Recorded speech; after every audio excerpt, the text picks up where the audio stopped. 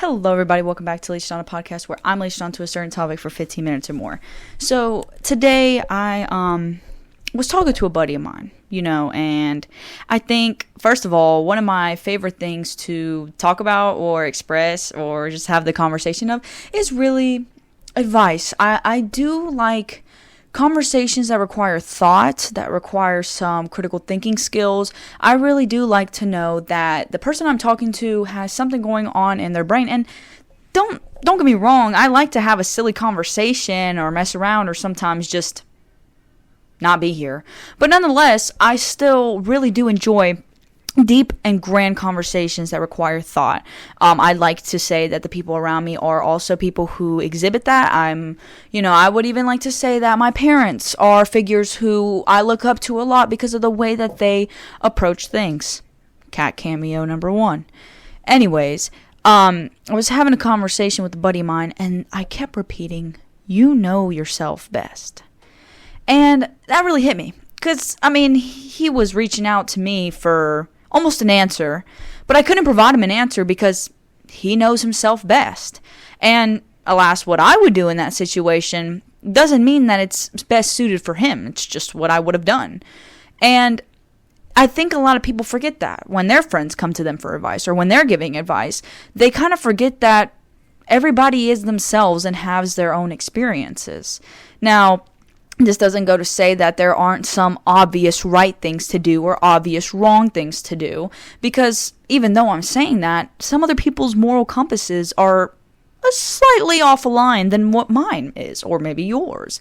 And although understanding is a really, really intricate skill to not only first develop, but it's master. To master it is really just to expect nothing, really, listen amazingly, and be very objective. And for me, at least, those are really hard for me to do. I try my best, and I get as far as I can. But to say you know yourself best is a fact. I can't sit here and say that to you and it'd be a lie. Because even though in times when we betray ourselves or make promises like, yeah, I'm going to get up at 5 a.m. tomorrow and I'm going to do my schoolwork and, I'm going to go eat healthy, and we don't do any of those things, not only are we betraying ourselves, but we're also just making it harder for us to even believe it when somebody says you know yourself best. And I think to get there, to be able to accept that piece of advice, you first do have to understand that, are you somebody who betrays yourself, or do you live up to your promises? A lot of people like to get on to me because I get hard-headed and sometimes make fun of me for my decisions. Like, for example, I personally decided to take some time off of social media. I deactivated all of my socials, and have I gotten some messages of people who I don't talk too much asking if I blocked them? Yeah, no, I didn't. Instagram just says user not found. I just clicked the button, man, okay? And for me, that's what works best for me. For me to heal, I cannot be online. I cannot spend time doing bad habits. And that's what works best for me. Oh, my cats are fighting in the back. Cat cameo too. Anyways, I personally don't work well working on myself and having the whole internet at my fingertips, not only Snapchat AI, but also having TikTok with a cultivated For You page of completely different perspectives on how you should heal. And I think in a time, for me personally, me following content like that ends up having me betray myself because I'm exposing myself to so many different perspectives that I lose a grasp of my own. I look at somebody else's comment and I'm like, why didn't I think of that?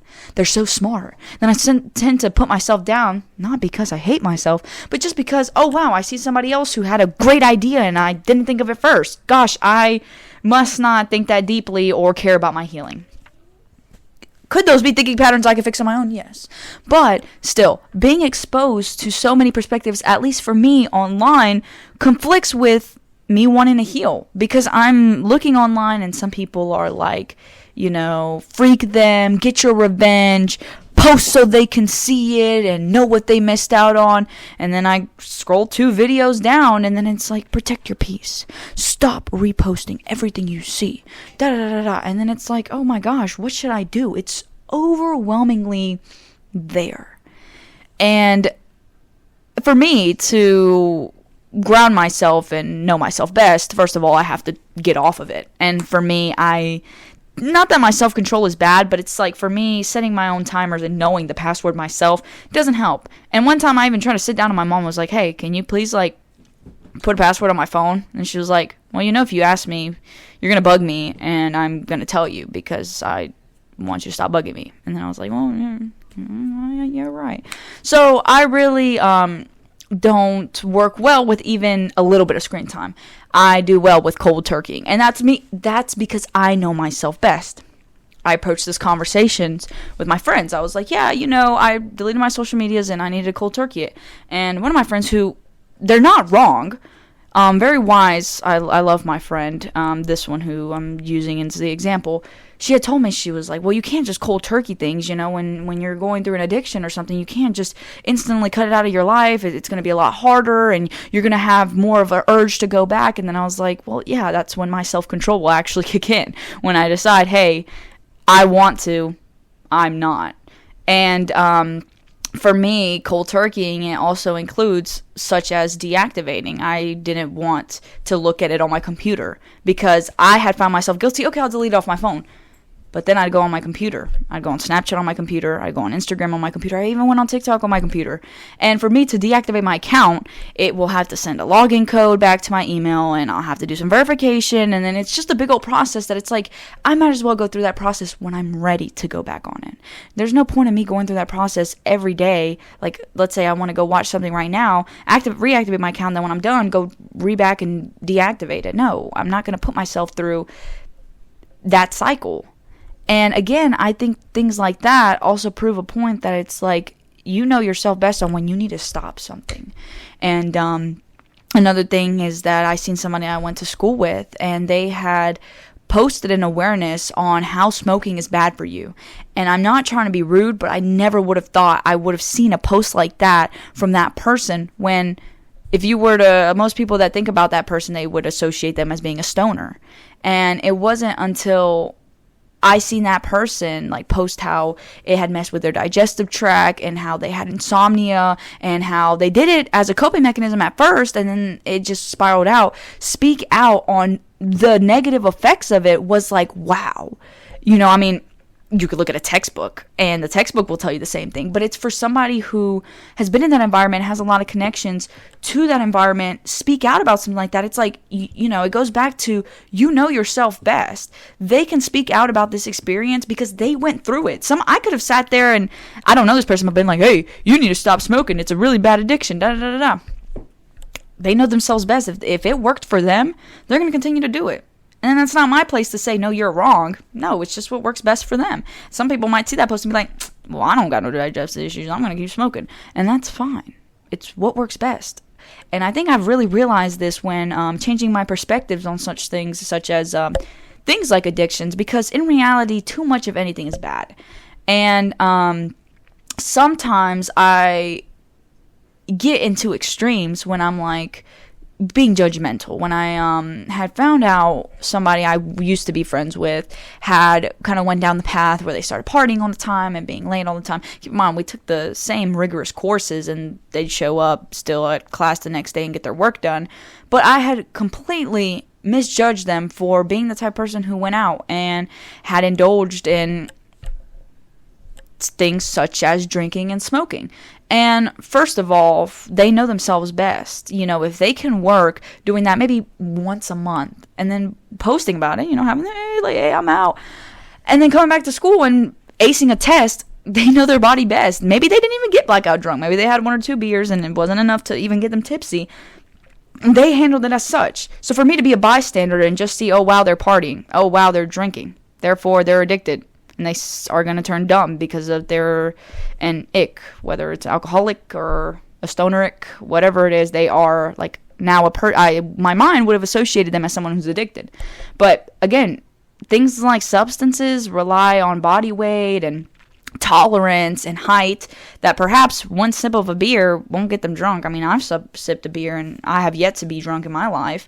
Doesn't mean I'm an alcoholic. I just tried a liquid that has a substance that can alter your state of mind. And So again, with this, it had battled a lot of conflictions, such as, what do I perceive as addictions? What do I perceive as an addict? When do I perceive somebody, when do I justify judging somebody for an action that they take when I don't know the full story? And it wasn't until really realizing that people will do things that is best to them and their pursuits, and it's nobody else's place to judge. I mean, just like I carry myself and I do things, I have heard people judge me. Like, for example, me deleting my social medias. I have gotten picked on for it, whether they're sincere or not. It's still been said. And then it's up to me that I know myself best. I don't work well having social media. I'm not going to have social media.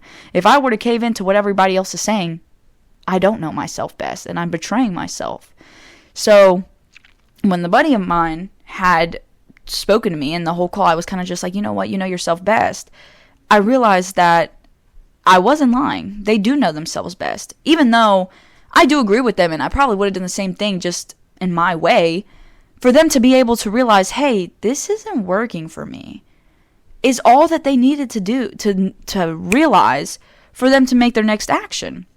And I think for me, I have also seen it be beneficial in my coworkers who have come and went. And, you know, I enjoyed my time with them. And, you know, I asked them if they're going to come back. And they're like, no, this place just isn't for me.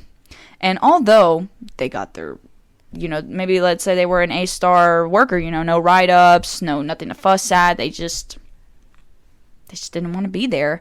It's nobody else's place to say, hey, stay. Hey, don't leave. No, they know themselves best. And if they feel as though they don't belong there, they don't belong there. And that doesn't, you can argue with it. And I think that's where a lot of people suffer with self-esteem issues, is when they continue to put themselves in places that they don't belong. And not only did I need to realize this with putting myself around people that I genuinely could not stand. And as much as I hate even admitting something like that, because I like to try to get to know everybody at least once. I do. That's my philosophy. I like to have fun. I like to talk. But even then, you know, I realize I'm not the biggest fan of some people. And perhaps that person has done no moral wrong. I just don't click with them. It's just because I know myself best. And the more that I spent last year forcing myself to be around these people because, I can just get used to them, or they're just an acquired taste, I'll adapt later. Or, you know, even though they're really mean, I mean, I'm not mean, so it's fine. The more I made myself go through misery and hell trying to be around them, the more I betrayed myself. And this doesn't go to say that if I left them, I would have nobody, or if I left them, I would be bullied or anything like that. Nothing bad came out of if I just distanced myself. I just tried to see the better. And although, again, maybe they did no moral wrong or did anything, they just weren't for me. And the more time that I spend around it, again, you just start betraying yourself. So the next time you're like, hey, I'm going to get up at this time, or I'm going to start this habit, or I'm going to stop this habit, try to work at a pace that you know yourself best. You know, you listen to fitness gurus and are like, yeah, you need to take your body weight in grams of protein and da-da-da-da. That's what works best for them. I can eat 100 grams of protein and I'll probably be constipated tomorrow. Give it to somebody with IBS and then they'll probably have a loose bowel system. Those are polar opposites, but it's the same event. Protein is being consumed. Now, that's something with fitness. But if you're in a situation where you're like, oh, wow, I shouldn't be here. You shouldn't betray yourself and stay there. You should listen to yourself and let it guide you. This doesn't mean intuition or anything like that. I feel like when you have a direct hit, like you're just sitting there and you're like, something's like, you shouldn't be here. I definitely think that that's all you need. That is your answer. Nothing like that wouldn't pop up if it wasn't rational. And you can argue the logical and the philosophical side of it. Oh my gosh, that makes no sense. Maybe it's anxiety talking. But at the end of the day, you're in a place and one of your first natural instincts or your first direct action was, hey, I shouldn't be here. Hey, I don't want to be here. Anything like that your body either is like tense or, you know, you're just like, oh my gosh, or you're genuinely like the whole time, do yourself a favor and get out of there. So what if people are like, why the person watching leave? Oh, da da da da da. Oh, wow, they suck. They're lame. They don't know how to have fun. At least I'm not betraying myself. At least I'm not betraying myself. And as easy as it is to say, we still do it every day. And I think the best tip I can apply is from a book that I read. It wasn't The Atomic Habits, but it was like something habits for teens. I seen it in my library in 8th grade and I read it. One of the best things that we can do for ourselves is create a personal bank. Every time we fulfill a promise, we'll pay ourselves and we feel good. We got money. We're up. We didn't lie to ourselves. Then every time that we break a promise with ourselves, you deduct money. If you're in debt, you need to talk to your, auditor and work on it. Whether it's making up promises to yourself or just stop breaking promises, nonetheless, you're going to have to get out of that debt somehow. Putting yourself in a personal debt isn't worth it. Especially if you could do something as small as, okay, I'll try to wake up at 5 a.m. once this week. Okay, easy to fulfill. I'll do it tomorrow. Get it out the way. Okay, whatever. I fulfilled. I got a self-book. I got a self-book. I'm up one self-book. All right? And the next week comes. All right, I'm going to try to wake up 2 nights in a row. Let's say I only wake up 1. I'm halfway there, so I'm down half a buck. All right, well, how do I regain that half a buck to go up a buck? Restart with the one thing that you can fulfill, doing it at least once. If your pacing can't go up in one increment every week, don't do it. If you maybe need to do 5:30, or instead promise yourself the exceptions beforehand so you can still give yourself that buck. It's just kind of like an undeserved buck, but you still got the buck if you think about it. If I'm like, all right, I'm going to wake up tomorrow within the window of 5 a.m. to 6 a.m., but I've got alarms for like 5:20, 5:45. If I snooze my 5:45 alarm, I betrayed myself. But if I wake up at that 5:20 alarm, it's in the window. I'm fine. Nonetheless, I'm still getting the buck, and I didn't betray myself. So small things like that is because you know yourself best. Some people are strict and need to wake up at 5 o'clock and we need to fulfill it every day. If you fulfill that every day, you know yourself best to do that. And I think that the best things we can do is listen to that first gut feeling. If something in you is like, I'm not happy, you don't owe anyone an explanation. And there's been times I've been the underhand of it. People have had to tell me things and they're like, I'm sorry, Priscilla, I just can't. And it sucks to hear. It does. But I'd rather hear the truth. I'm a person of honesty. I'd rather have somebody cussing me out and chewing at me how they feel about me, whether they have grand emotions, because I know I can handle that. I know if they're spitting in my face telling me all this and that, I'm not going to sit there and harm them. I'm not going to sit there and reciprocate it. I'm not going to sit there and do anything. I'm going to know how to handle it. It's because I know myself best. Some people don't want to be there. Some people can't handle a confrontation, so they don't put themselves in places to give to that require confrontation. That's fine. That's fine. You know yourself best. If you don't want to do it, don't do it. It's genuinely as simple as that. And then some people might think, oh, well, that's avoidant. Oh, well, that's this. Oh, well, that's that. Well, think about it. If the opportunity is going to re-arise, like let's say I'm pushing a conversation with somebody that they deserve to have, that conversation it's gonna come back. I can keep pushing it, but it's gonna come back. Whether it's I see them somewhere and then they ask me and now we're face to face and I'm just like, yeah, I owe you that conversation. Or whether it's they're a consistent person because they want to get that answer that they deserve, and I'm going to hear it for the rest of my life.